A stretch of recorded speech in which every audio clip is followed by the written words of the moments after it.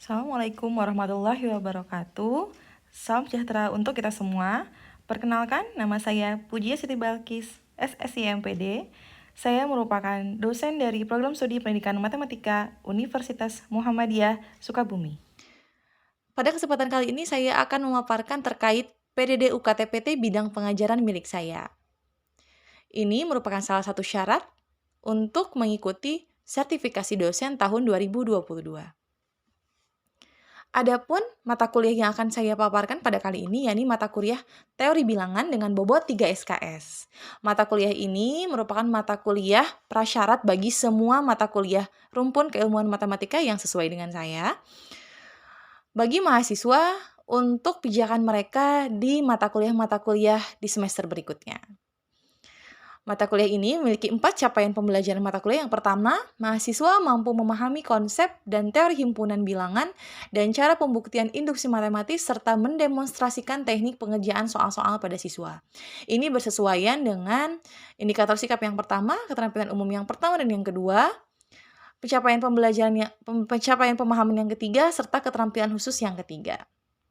Kemudian, CPMK yang kedua, mahasiswa mampu secara bertanggung jawab untuk menerapkan pemikiran logis, kritis, sistematis, dan inovatif dalam memahami sifat keterbagian bilangan serta mendemonstrasikan teknik pengerjaan soal-soal pada siswa. Ini sesuai dengan indikator penilaian sikap yang ke-9, keterampilan umum yang pertama dan yang kedua, serta pencapaian pemahaman yang ketiga. Kemudian, CPMK yang ketiga yakni mahasiswa mampu menerapkan pemikiran logis, kritis, sistematis, dan analitis untuk memahami kongruensi ZN dan faktorisasi tunggal, serta mendemonstrasikan pengerjaan soal-soal pada siswa. Ini bersesuaian dengan keterampilan umum yang pertama dan yang kedua, serta pencapaian pengetahuan yang ketiga. Dan CPMK yang keempat, yakni mahasiswa mampu menganalisis keterkaitan berbagai konsep fungsi bilangan teoritik, serta mendemonstrasikan pengerjaan soal-soal pada siswa. Ini bersesuaian dengan indikator sikap yang pertama, yang ke-8, dan yang ke-9, keterampilan umum yang pertama dan yang kedua, keterampilan khusus yang ketiga, dan pencapaian pengetahuan yang ketiga. Adapun teori atau materi-materi dari teori bilangan ini ada 6. Yang pertama, teori himpunan bilangan, pembuktian induksi matematis, keterbagian bilangan, kongruensi ZN, faktorisasi tunggal, dan fungsi bilangan teoretik. Kemudian, metode pembelajaran yang saya gunakan dalam pengajaran teori bilangan ini ada 3 tahapan utama di setiap materinya. Yakni tahapan yang pertama adalah project, di mana mahasiswa akan diberikan project untuk mengeksplorasi soal-soal olimpiade tingkat sekolah menengah dan mengobservasi secara langsung proses pembelajaran persiapan olimpiade di sekolah menengah yang mereka pilih. Setelah itu, mahasiswa akan dibekali materi-materi dalam textbook dan penjelasan di channel YouTube saya berbentuk audiovisual. Setelah itu, kita akan melanjutkan pembelajaran dengan tatap muka dengan berbasis inquiry, think, talk, write. Tahapannya ada asesmen diagnostik untuk mengetahui pemahaman mereka, memetakan pemahaman mereka terkait hal-hal apa saja yang mereka dapatkan dari project, dan pembelajaran asinkronus yang telah mereka laksanakan. Kemudian dilanjutkan dengan proses elaborasi pemahaman berbasis think, talk, write, berpikir, kemudian mengemukakan pendapat, dan menuliskan hal-hal apa yang mereka dapatkan dalam proses pembelajaran secara luring tersebut. Setelah itu, proses pembelajaran dilanjutkan dengan studi kasus, di mana mahasiswa akan mendemonstrasikan pengerjaan soal-soal Olimpiade persiapan untuk sekolah menengah dengan kaitannya dalam materi-materi di teori bilangan. Ini merupakan studi kasus, sehingga melengkapi proses pembelajaran dalam 3 tahap ini dengan outcome yang diharapkan sesuai dengan Merdeka Belajar Kampus Merdeka. Adapun tahapan DIA pada pembelajaran teori bilangan ini meliputi delivery yang pertama, yakni saya menyampaikan materi-materi yang secara komprehensif bukan hanya dalam bentuk textbook, audiovisual, atau mungkin salah satu pertemuan secara luring inquiry saja, tapi secara keseluruhan. Mulai dari naskah teori bilangan yang sedang saya susun dan saya sempurnakan dan akan saya buat menjadi buku dengan sumber buku ajarnya ini yakni Elementary Number Theory, kemudian An Introduction to the Theory of Numbers, kemudian dilengkapi dengan pemaparan-pemaparan secara asinkronus dalam channel YouTube saya, dan pertemuan secara daring akan dilaksanakan dalam bentuk Google Meet, jika secara luring akan dilaksanakan di kampus Universitas Muhammadiyah Sukabumi.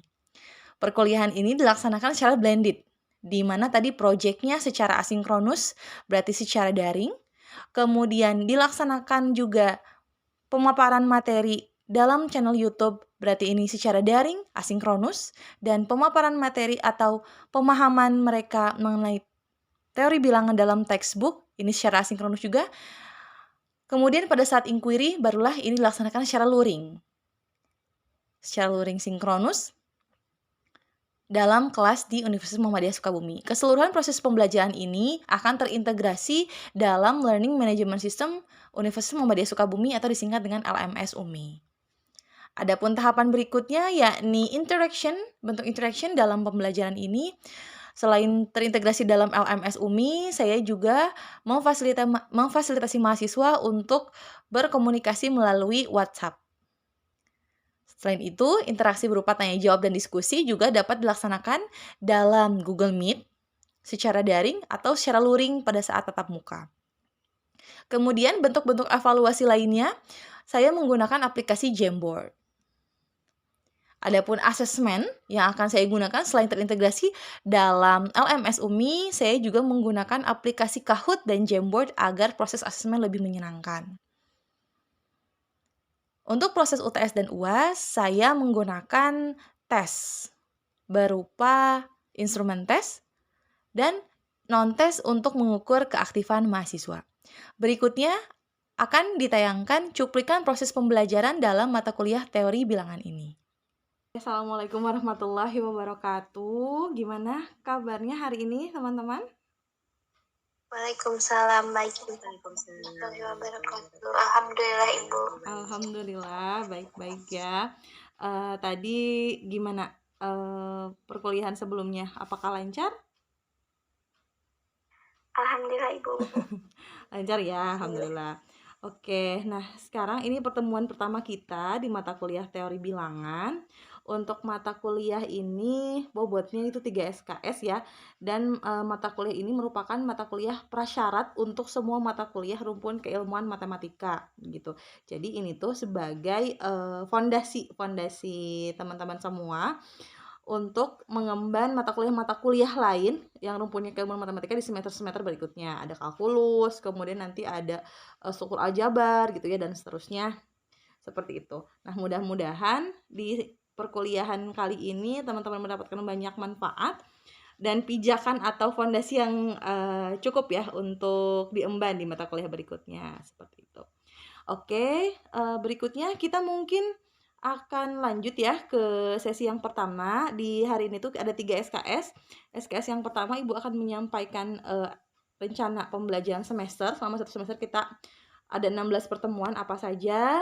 Kemudian nanti di SKS kedua kita akan mulai untuk melaksanakan Al-Islam ke Muhammadiyahan dulu. Kemudian nanti dilanjutkan dengan ada soal Kahoot ini. Ibu sudah menyiapkan soal Kahoot, teman-teman boleh mengisi sekitar 10 sampai 15 menit ya. 6 soal aja gampang kok sebetulnya tentang himpunan bilangan. Kemudian di SKS yang ketiga nanti kita akan coba ulik untuk himpunan bilangan yang teman-teman sudah punya, kemudian fondasi himpunan bilangan yang teman-teman harus dapatkan pijakannya gitu ya untuk di materi-materi teori bilangan berikutnya. Oke, sudah siap semuanya? Sudah Siap, Ibu. Oke, sip. Atau kalau gitu ya, kita mulai ya.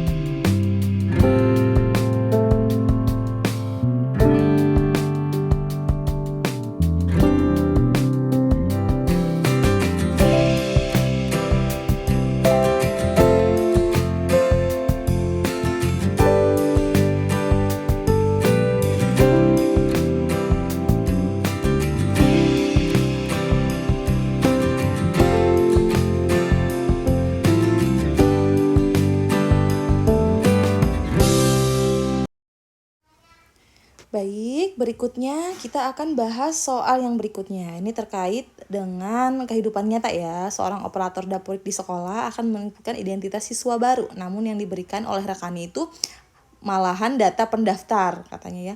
Kemudian ini sebanyak 200 orang. Ini pendaftarnya 200 orang. Kalau input ke Dapodik itu bukan hanya pendaftar tapi pendaftar yang sudah lulus.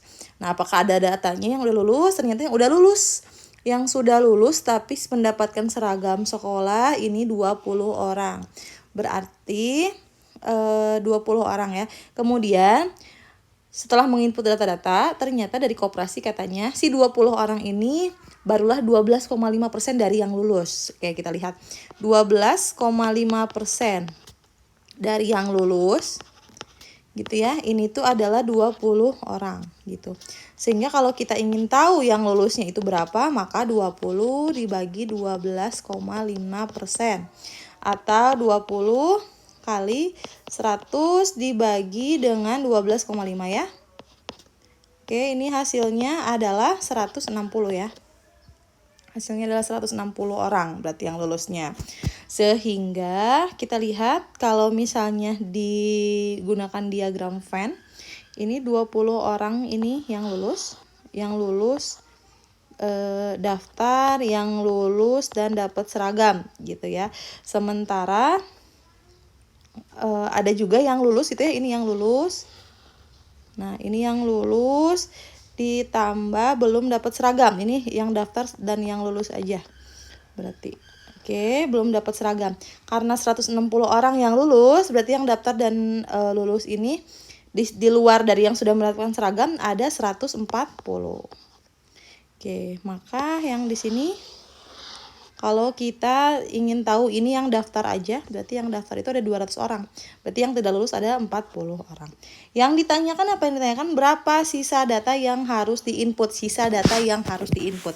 Ingat bahwa sisa data yang harus diinput itu adalah data pendaftar yang lulus gitu ya. Mau dia udah dapat seragam atau belum. Karena yang udah dapat seragamnya sudah diinputkan, maka yang tinggal diinputkan sisanya itu adalah yang si 140 ini. Maka jawabannya adalah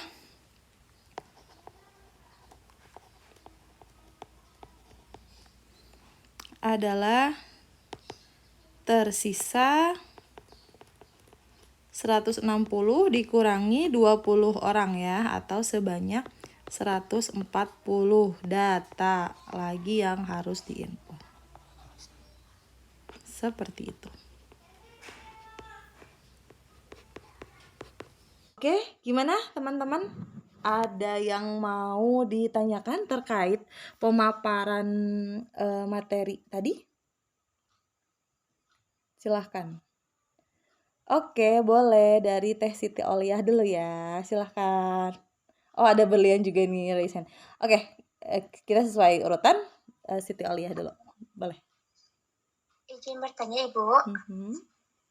Untuk soal-soal Olimpiade ini apakah terdapat kaitannya dengan kehidupan nyata atau kehidupan sehari-hari, dikarenakan untuk materi matematika ini dapat dikatakan sebagai materi yang abstrak gitu, Bu. Oke, betul ya. Bagus sih pertanyaannya ya. Memang kalau kita lihat ya teman-teman, kalau misalnya ditelaah gitu soal-soal Olimpiade SMP, soal-soal Olimpiade SMA, sebetulnya itu tuh tidak secara langsung gitu ya dalam kehidupan nyata. Nah, inilah yang menjadi salah satu alasan mungkin ya bahwa sekarang tuh kan ada program internasional gitu ya, kemudian student assessment ya, PISA gitu ya, PISA. Nah, di situ kan skor kita tuh cukup menurun ya dari tahun 2000 sampai tahun 2018. Tahun 2022 itu baru dilaksanakan kemarin untuk survei PISA-nya yang secara internasional. Dan kita tuh tidak terbiasa mengerjakan soal-soal, padahal kalau dilihat itu sebetulnya mengerjakannya biasa aja, maksudnya nggak pakai terlalu algoritmik yang sangat luar biasa gitu ya, hanya saja memang membutuhkan tahapan-tahapan yang sistematis gitu dari awal sampai akhir gitu. Nah, itu dikatakan dengan high order thinking skill.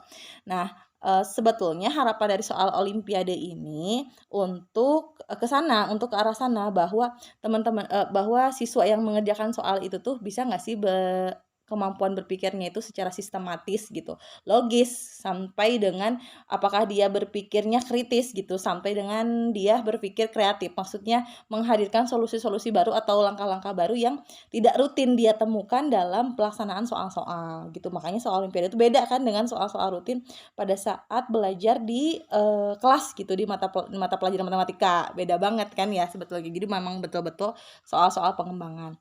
Nah, apa kaitannya kalau misalnya ada soal Olimpiade dengan kehidupan sehari-hari? Nah, tadi itu sebetulnya itu lebih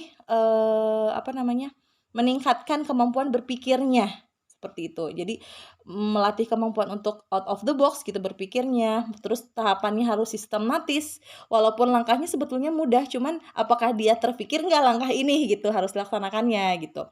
Setelah itu, setelah dia tahu logis ya, pemikiran yang logis, sistematis, barulah apakah dia kritis nih gitu, ini benar nggak ya langkah saya gitu, dan seterusnya. Sampai dengan kalau misalnya nggak pakai langkah ini, bisa nggak pakai langkah yang lain, dan ini tuh sebetulnya saya belum pernah nyoba. Nah, itu sampai ke berpikir kritis, berpikir kreatif gitu ya. Jadi tahapannya ke high order thinking skill.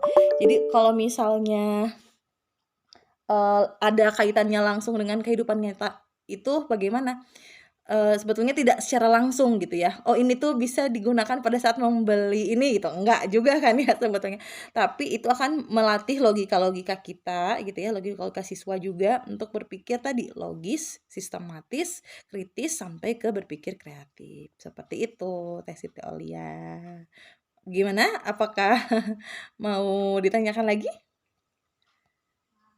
Cukup Ibu, terima kasih Ibu. Oke, baik, sama-sama. Ada yang mau menambahkan teman-teman? Teh Gatia mungkin? Atau Fani? Teh Fani? Teh Aulia? Itu cukup ya. Oke, Cukup Ibu. oke, siap. Kalau begitu kita ke penanya yang kedua ya. Di sini ada Teh Berlian. Silahkan Teh Berlian. Ya Ibu, sebelumnya izin perkenalkan diri, nama saya Berlian Bella Junior. Izin bertanya mengenai teori bilangan itu kan ada himpunan bilangan baru ya Ibu, seperti plot, imajiner, kompleks, dan lain-lain gitu. Nah, bentuk kehidupan nyatanya itu seperti apa ya Ibu? Oke, baik. Terima kasih ya, Teh Berlian. Nah, sebetulnya kalau fungsi floor gitu ya, itu tuh kan fungsi-fungsi di mana dia tidak kontinu. Teman-teman, aduh itu tuh apa gitu ya. Teman-teman mungkin bisa dilihat nanti di mata kuliah yang lain di kalkulus ya. Nah, bagaimana kehidupan sehari-harinya? Sebetulnya fungsi-fungsi yang ada yang kita pelajari dari awal sampai akhir, misalkan dari awal tuh maksudnya ada fungsi linear sampai fungsi kuadratik dan fungsi yang bermacam-macam kurvanya itu tidak keseluruhan dipakai dalam kehidupan nyata gitu ya. Karena pada kenyataannya misalkan di dunia ekonomi aja, di dunia perbankan, itu fungsi itu tidak selalu bentuknya seperti itu, tapi pendekatan-pendekatannya tadi ada fungsi floor, kemudian fungsi sel gitu ya, seperti itu. Jadi kita hanya pendekatan-pendekatannya. Nanti teman-teman bisa, memperdalamnya gitu ya di mata kuliah kalkulus, kemudian ada, di persamaan diferensial itu tapi tingkat 2 sih. Kalau yang pendidikan mungkin nggak dapet ya. Nah, untuk yang tadi yang Teh Berlian tanyakan terkait dengan, bilangan imajiner gitu ya, himpunan bilangan imajiner itu seperti apa gitu. Nah, itu tuh, imajiner itu merupakan kebalikan atau ya kebalikan dari fungsi bilangan real ya gitu. Jadi ada fungsi-fungsi yang dia bentuknya bilangan real, ada juga fungsi-fungsi yang bentuknya imajiner. Nah, kalau kita lihat nanti di fungsi imajiner itu dia arahnya itu ke, vektor Teh, gitu.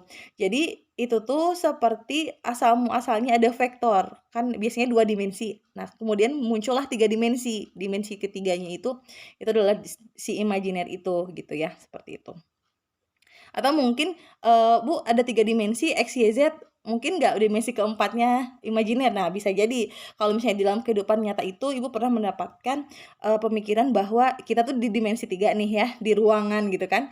Nah, dimensi 4 itu sebetulnya tidak kelihatan tapi ada, nyata gitu. Nah, itu tuh berarti dunia gaib gitu, seperti itu yang imajiner itu. Makanya dia namanya juga imajiner ya, imajinasi gitu.